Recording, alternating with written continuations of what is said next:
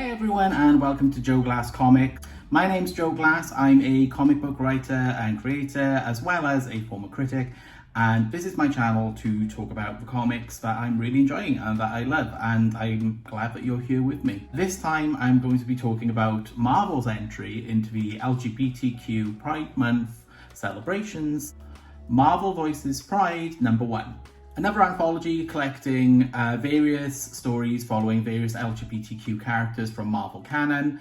Marvel Voices Pride is the next issue in the Marvel Voices line, which is an anthology series that just tells stories about different identities and communities within the Marvel universe and amongst the creators. So yeah, this is now they finally giving us some attention in the queer community. It's been long overdue in my mind. Now, as I gave the DC's entry, DC Pride, a video unto itself to discuss it, I thought it was only fair to do the same with Marvel. However, something which might come across in this video is that it is, although I thoroughly enjoyed it and I really did love it, I will say that unlike the DC Pride issue, there are moments to be critical of in the Marvel entry. Now, that is not to say that I didn't like it. As I say, I absolutely adored it. I really loved it. And I do applaud Marvel for finally trying to give the queer community something which really we've been needing and deserving from them for quite some time. But there is a clear difference between the Marvel Voices Pride entry and DC's DC Pride anthology. And that is going to come up in my discussion of the book. It also, in my mind, like I say, is not beneficial to see things completely uncritically, so where criticism is due, to give it forward. Like I said, there was a minor gripe I had with the DC Pride one. I felt that they made a big deal about the whole Dreamer story being introduced into the first comic story of that character. And while it was true, it was certainly the first comic story, it is certainly given the impression that Dreamer was going to become part of the main DC universe. But as far as I could tell, and like I say, I could be wrong, it could just be my reading and I'm wrong, but it felt like the DC comic Dreamer story was set in DC's CW universe, which obviously now is all part of DC's wider multiverse, but of course kind of meant that it didn't quite give what I felt we were supposed to be getting. So, that's to say that, criticism does come, and like I say, criticism is useful and helpful and actually a sign of affection and love for something if it is constructive and given with that desire to see things improve. Because it is through criticism that we learn to make better. All that aside, let's jump in and let's start talking about Marvel Voices Pride and exactly what it is I loved about the whole thing. Marvel Voices Pride contains a number of stories, and like I say, each one is kind of its own thing, so I'll try and work through all of them one by one.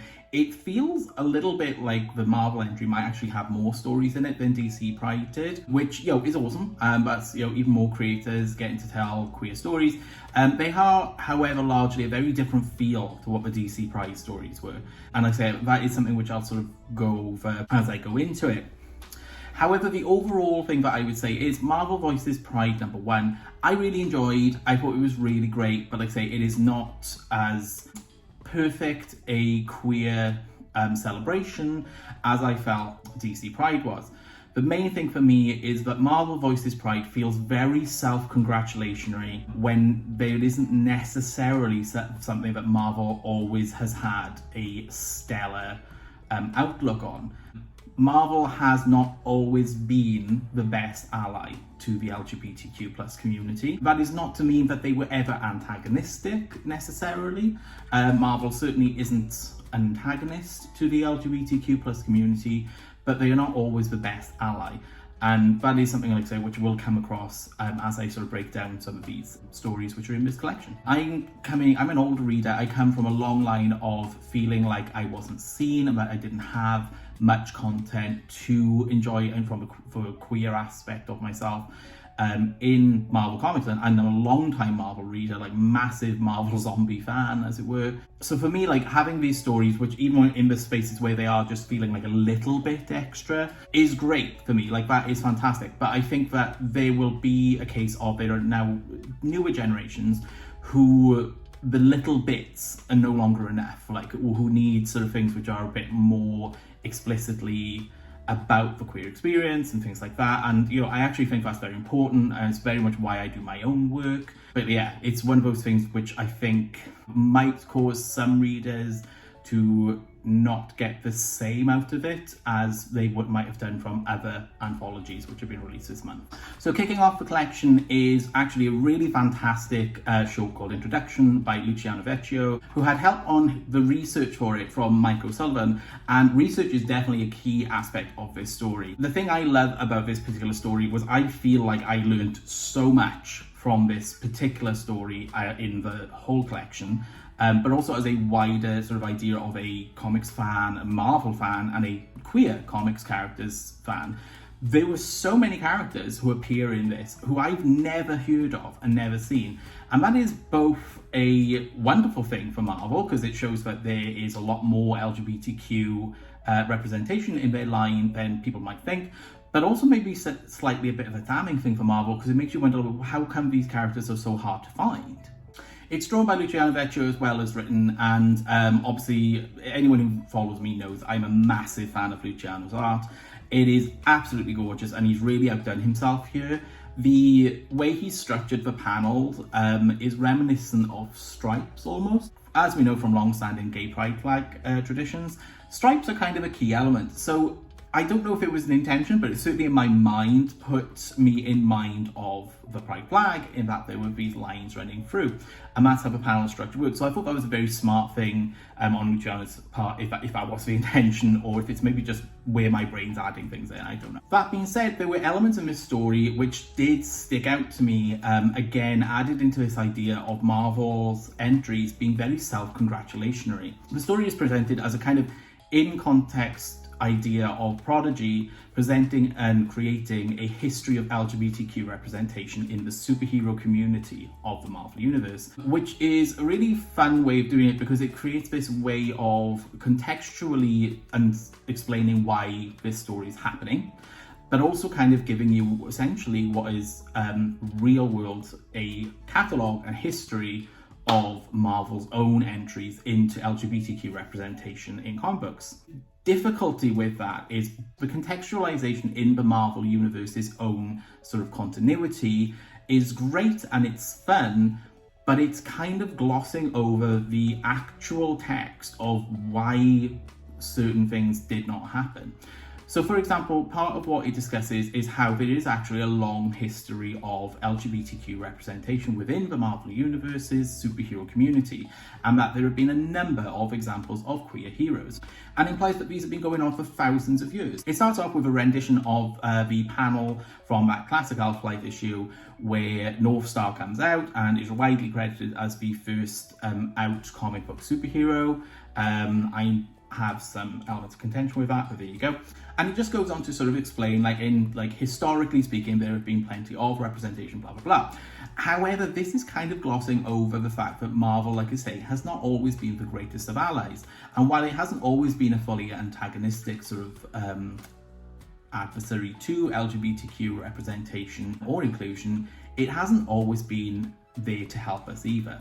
For example, what this is glossing over is the fact that throughout the history of Marvel as the publisher, there have been times when an editor-in-chief has actively said where there were to be no gay characters in the books. And as such, characters who creators had designed to be LGBTQ representations had to be at best coded or very much under the radar kind of representations for the community. Northstar was always intended to be gay, but he could not actively say that he was gay or be seen to be in a gay relationship until the early 90s. And this was due to edicts like that. Similarly, there have been editors who have said that the time isn't right for an LGBTQ-led book or a gay-led book, in particular referring to gay men at the time. And this was like just 10, 15 years ago. And moreover, and probably more recently, Marvel is also sort of known as not having had the best relationship with one of their LGBTQ creators, making their time on their book very difficult. So this feels like it's a way of glossing over that by creating an in-continuity reason for it, which feels like it's kind of masking the real reasons that, Marvel had to learn lessons itself to become better at representing.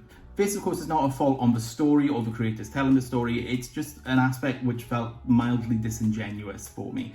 And I think this is something which kept on creeping in through a lot of the stories with this book. But while I was enjoying them, and while that I credit the creators on doing a fantastic job on this, and the editors who have been involved in putting this together have done a fantastic job, to deny that there wasn't a fact that Marvel had to learn to be better as an ally to get to this point just felt like it was kind of hiding the truth a little bit. Similarly, very quickly in the story, we then get onto a page, or a panel rather, which shows numerous trans characters, and sort of it feels like this effulgent moment. But the truth of the matter is, many of these characters weren't allowed to be explicitly transgender. For example, Koi Boy is featured in the image, and Koi Boy was never explicitly stated to be transgender in Unbeatable Squirrel Girl. Now, given how rare trans mask representation is in media of all kinds, not just comic books, it would have been awesome to have had the character explicitly be open as a transgender man in that book. And I believe it was certainly the creators' intentions, but Marvel never let that come to pass. So to have them now shown as this great representation of trans heroes is great, and it's awesome, but maybe Marvel should have had that same commitment in the books when the character was actually appearing. Turning the page, and we get another panel which brings up Young Avengers, specifically the Young Avengers run by Kieran Gillen and Jim McKelvey and Matthew Wilson al. There's a line in it, in this particular story, which says how the team had inadvertently been the first mostly queer super team. And I immediately, in my head, I had to add the caveat in the Marvel universe. And the thing was, I shouldn't have to, because in the sense of, like, you know, this story is meant to be adding a continuity-based, in-context reason for the representation of LGBTQ heroes, etc., etc. But it also read a little, again, self-congratulatory, like Marvel were, like, pushing the line forward and created this whole team of LGBTQ superheroes, blah, blah, blah, blah, blah. And you know what? They didn't. Marvel really did not make it super easy for that book to be openly queer, which is why it didn't actually come out until the very last issue that, yeah, actually all the characters on this team were in fact queer the whole time, and no one knew about it. They were certainly never allowed to sort of advertise it as that kind of book. It very much became that book to a cult audience after it, and to, you know, the audience that adored it and still adore it to this day, as it should do, because Young Avengers, that particular Young Avengers run was astonishing. It was fantastic, but it was not really given that support or marketed as that kind of book, because they had to fly it under the radar. Because if they had made that up front, that was what they were trying to do, an openly all or nearly all LGBTQ superhero team, it would probably have been shot down. Similarly, I had to add the caveat, like, in the Marvel universe in my head, because, that's exactly what it is in the Marvel universe. There have been many superhero teams which were all LGBTQ for many years before Marvel decided to do Young Avengers, let alone then this story with Marvel almost intimating that they were the first, when they were far from it. I mean, not to blow my own trumpet, this bad boy's been going for about 11 years. And then this was immediately followed by another panel which talks about Iceman, which then did become Marvel's first gay-led superhero book, which was advertised as an ongoing, but ultimately did not wind up that way. Again, I was troubled by this particular panel because there was actually 3 reasons that I found this panel troubling. Firstly, Marvel loves to brag that they did this book, but they did not support the creator, Cena Grace, when he was doing this book. Cena's history with Marvel has been public knowledge for some time. If you haven't checked out his statements on what his time at Marvel was like, then check them out. They're out there on the internet.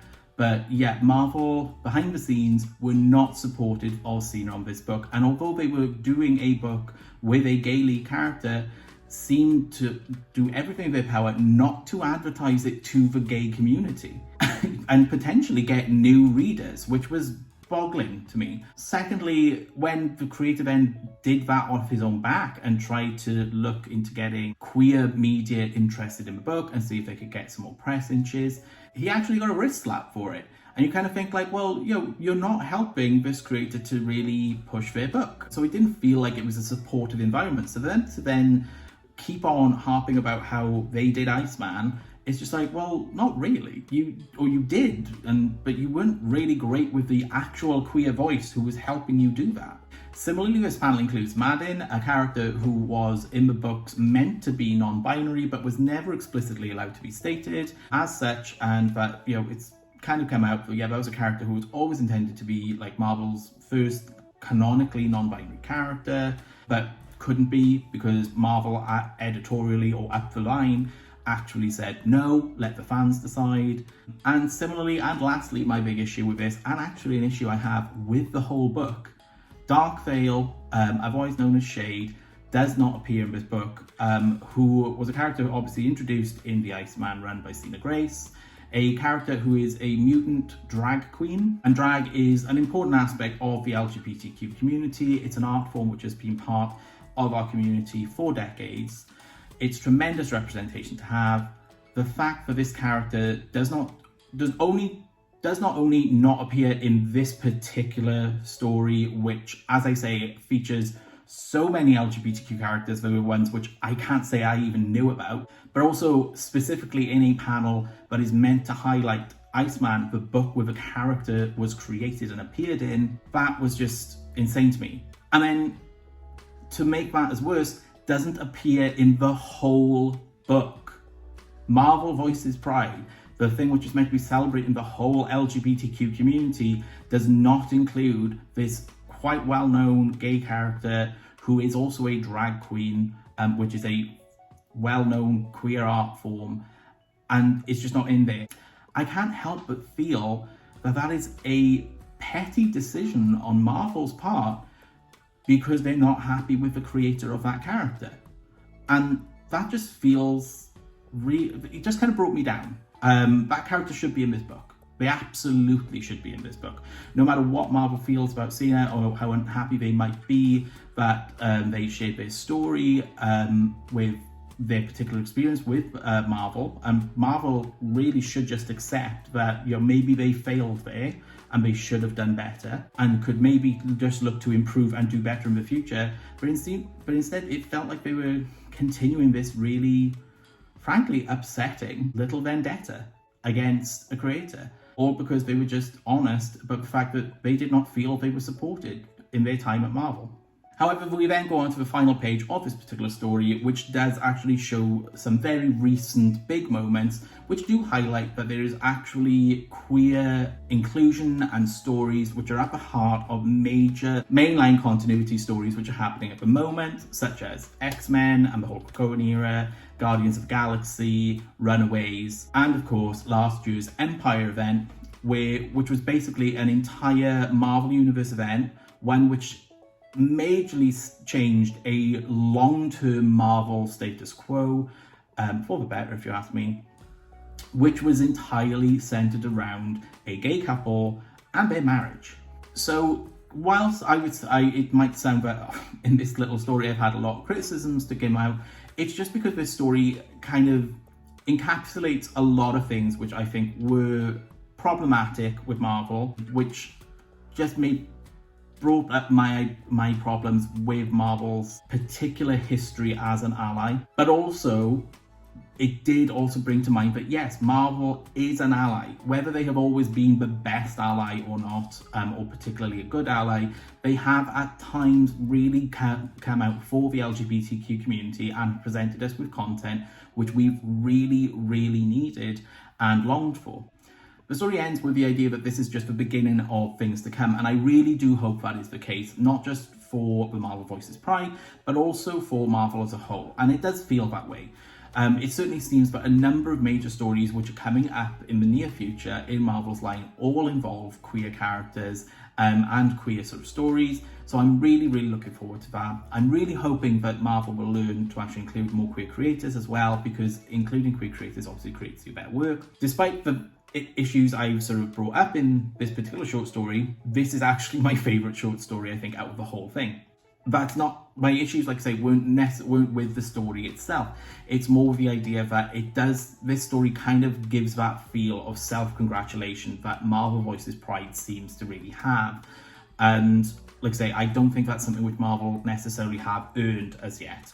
they have done a lot of good things, but they have also done a lot of bad things, and they is very much glossing over those bad things. But the story itself is fantastic. It looks absolutely gorgeous. Luciano's really top of his game as ever, because like anything he puts out seems to be top of his game. But here we go into this particular story, and it's just spectacular.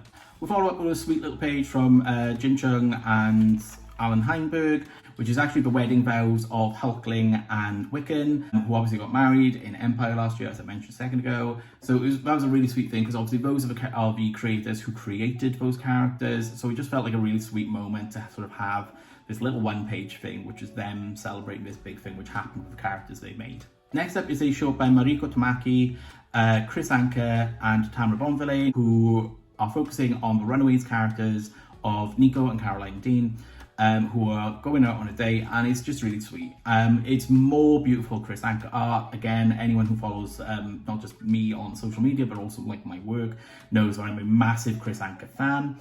So yeah, seeing his art again in the Marvel Universe is wonderful, and particularly with these characters who he just draws so magnificently well. So yeah, it's a really sweet story. There's almost a thematic similarity in this story to Mariko's story in DC Pride, which was a Harley Quinn and Poison Ivy story, which is kind of like a date night and girlfriends sort of having this moment discussing like their relationship, and it thematically connects the two books, I think.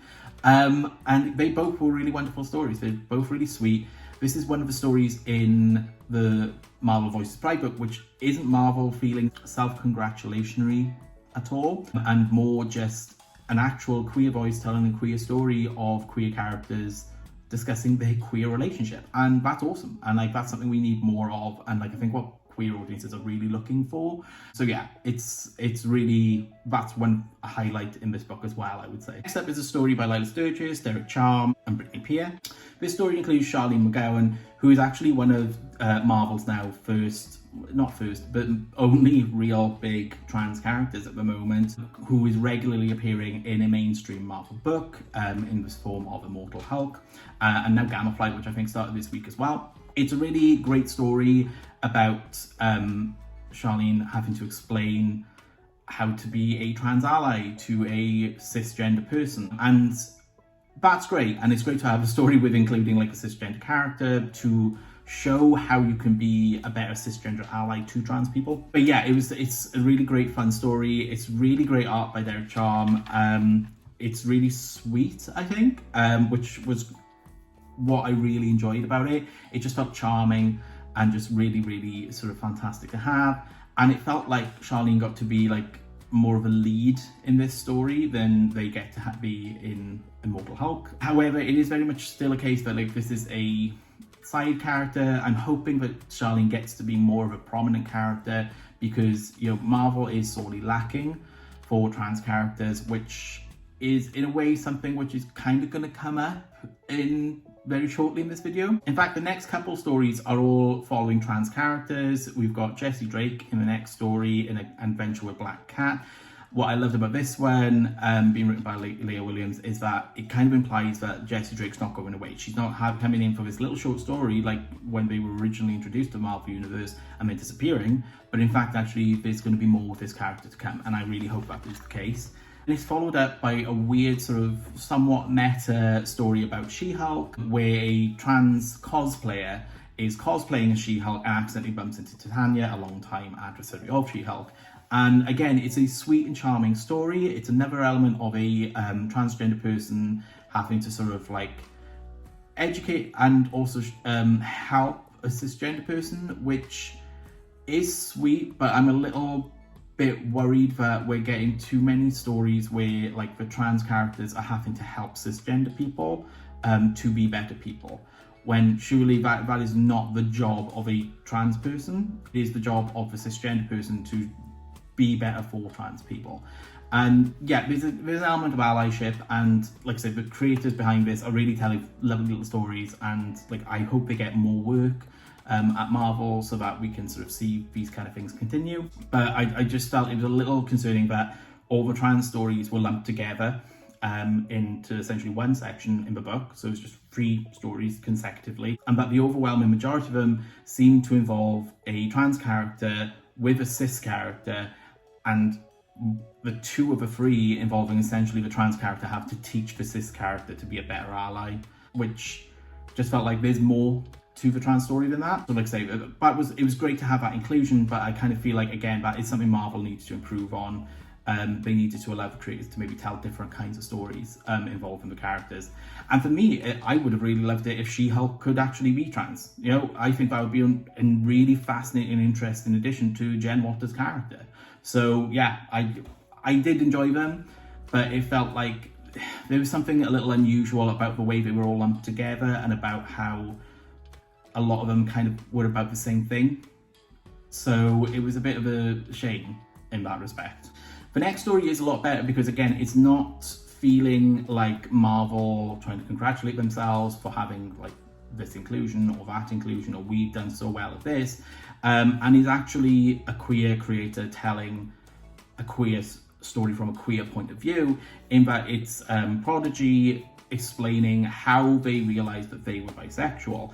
And I think that's really awesome, because I think it's something which is very relatable to a lot of people, not just other bisexual people, but like a lot of people from all kinds of sexualities and gender expressions. So it was really awesome to see this sort of have, and how this sort of exploration of yourself sometimes is, you know, something which takes time and research and like a lot of self-exploration. So yeah, it was a really interesting and fun story. I liked how it put into words, because I'm a very wordy person, as anyone who watches this channel probably knows by now, and that I sort of like to sort of think things out loud and stuff like that. So Prodigy doing this with how they learned how they discovered that they were bisexual, that really sort of struck a chord with me. So Kieran Gillen, who wrote that, really did well there. It's illustrated by Jen Hickman. I think this is their first work for Marvel, and it's really awesome. I think it's a really neat little bit of art they sort of showing. The panel book is fantastic, it flows really well, so the storytelling is fantastic, and the characters' expressions and interactions just make it incredibly entertaining. So this, again, was one of the highlights of this particular collection for me. Another little moment, however, of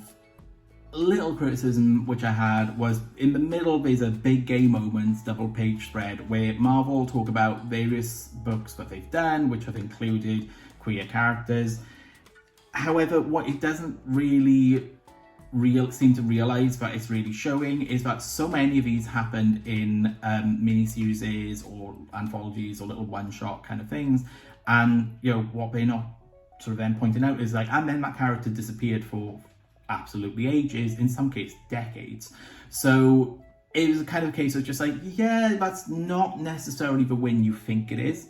Similarly, it also includes Rawhide Kid in this, and Rawhide Kid is an interesting book, partly because, yes, it was a bit of a landmark in terms of gay inclusion in comics, particularly at Marvel Comics. However, this sort of uncritical way that they put it seems to miss the fact that it was actually only out there as part of their Max imprint, which was an 18+ explicit readers only imprint, which Marvel did for a while, despite the fact that the book didn't really contain that much which would really warrant it to be explicit. It was not particularly gory, it was not hyper-violent in any sense of the term. The violence was not really any higher than you'd expect in your average issue of Avengers.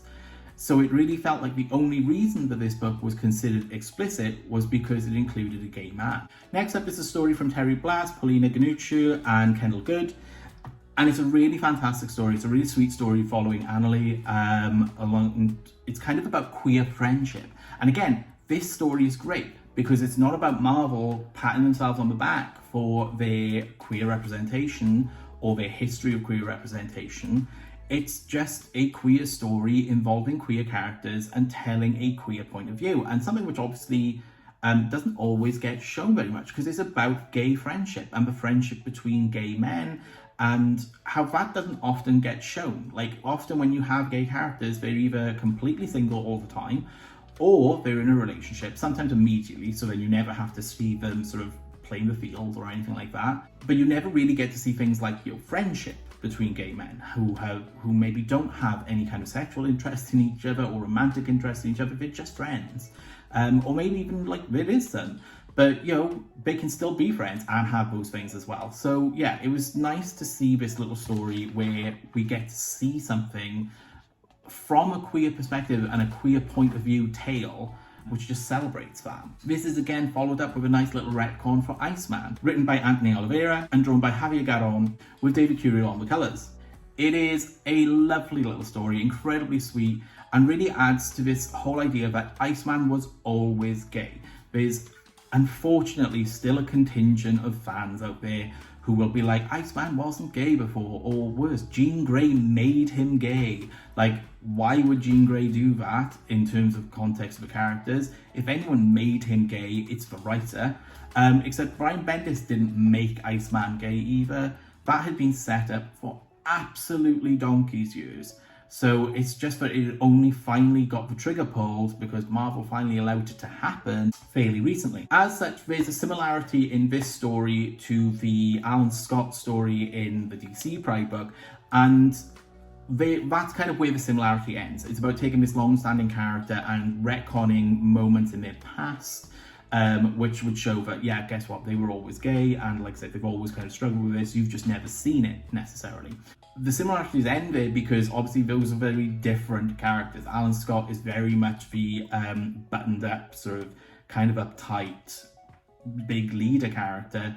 Iceman is the kid clown from school, you know? So, and this is very much set in the past when he is a kid. And it was incredibly sweet to see this sort of really upset side to Bobby Drake, really struggling with the fact that he's gay and that he's attracted to Angel. And I think a lot of us will have gone through that, like not just gay men, but like I think a lot of queer people will have gone through that. So it was a really awesome story to include.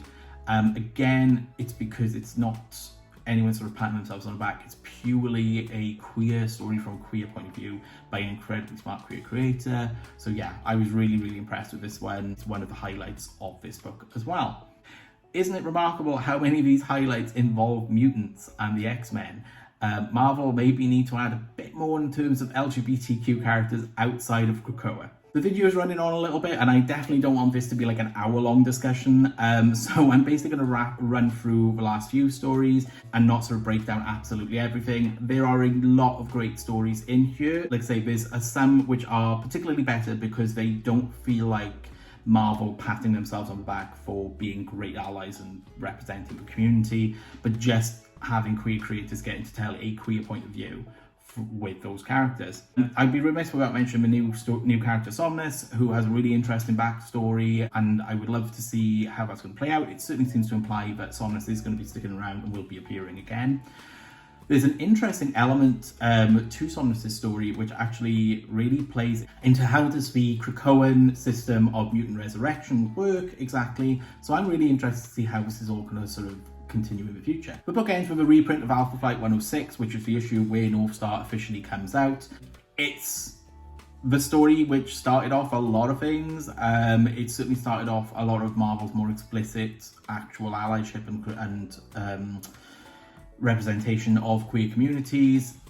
It's dated, I'll say that. I mean, it's a bit hard to sort of really review a book which now, culturally speaking, is a fossil. God, it's nearly as old as me, so yeah, God, I must be a fossil. But yeah, it's what it is. It's North Star's coming out, and it was great to have it included. I do kind of wish a little bit that maybe DC Pride had included some classic reprints as well, and bulk the book out a little bit further with some of those. But yeah, that's perhaps an interesting way where DC Pride could have improved with Marvel Voices succeeded. Overall, I would say that Marvel Voices Pride is a really great read. It should absolutely be got and supported by absolutely everyone, particularly any queer fans out there. I do think it's not perfect. I do think it is a case that there's more work to be done by Marvel, and I do wish that it was a little bit less self-congratulatory. The stories in DC Pride's entry were all just about the queer characters and just telling a queer point of view with those characters, often by queer creators, and just telling the kind of stories which weren't necessarily being told in the mainstream books. This had stories in it which felt more like, aren't we great for what we've done, which kind of ignores the times when they've not been great. So for me, parts of this book felt a little bit like just Marvel patting itself on the back. And I could have done without that. Because that's not really what Pride should be about. It should be just about celebrating the queer voices and the queer characters and the queer creators. And this book does that, but like I say, it just doesn't only do that. It is, however, a fantastic read, and there are really great shorts in all of it. Yeah, I would say check it out. It's fantastic. It's Pride Month, so you can't really go wrong. I really hope that this won't be the last one from Marvel. I hope they do more. I hope they will maybe even make it an annual event, because like Pride Month is every year, not just this one. I really do hope that there is a continued commitment to LGBTQ characters, something which DC have very much explicitly shown and stated that they will be doing. I really hope that Marvel follows suit. Certainly there are a lot of LGBTQ characters appearing in a lot of books at the moment at Marvel, which is awesome and which we've always needed. I mean, really every book should have at least one. So yeah, it's definitely got me hopeful for Marvel being better in the future, and being thankful for the times when Marvel has been a great ally. However, the way that the times that they weren't the best of allies and the way they glossed that over actually serves to lampshade those times. So for me, Marvel Voices Pride is an imperfect but wonderful collection of LGBTQ celebrationary stories. I really think you should check it out this Pride Month. Anyway, I've waffled on about this book for probably far too long. I'll do another video which is about the other books which I picked up this week, which I loved. I actually picked up quite a bit this week, so it looks like I've got quite a bit to read through. So I will get that to you probably towards the beginning of next week again. So thanks everyone for checking out this video. Did you read Marvel Voices Pride #1? Did you enjoy it? Did you read DC Pride as well? Did you enjoy that too? Did you think one was better than the other? Tell me in the comments below. I would really love to hear from you. Seriously, it'd be fantastic. Similarly, feel free to like this video and please subscribe for any future videos where I'll talk about the comics I love. And I'm hoping to do some videos soon talking about my time breaking into the comics industry and becoming a creator. So they will be coming shortly as well. I've been Joe Glass. Please remember to check out my work on my website with my books which are self-published, or in any comic book shop, any bookstore, or any online retailer, and look for the Pride Omnibus, which this last week, for at least one day, was actually the #1 best-selling LGBTQ+ graphic novel on Amazon.com. So yeah, absolutely check it out, because apparently I guess I did something right. Thanks again for checking out the video. Please like and subscribe. Please comment below. Would love to hear from you, and hopefully I'll see you next time. Happy Pride!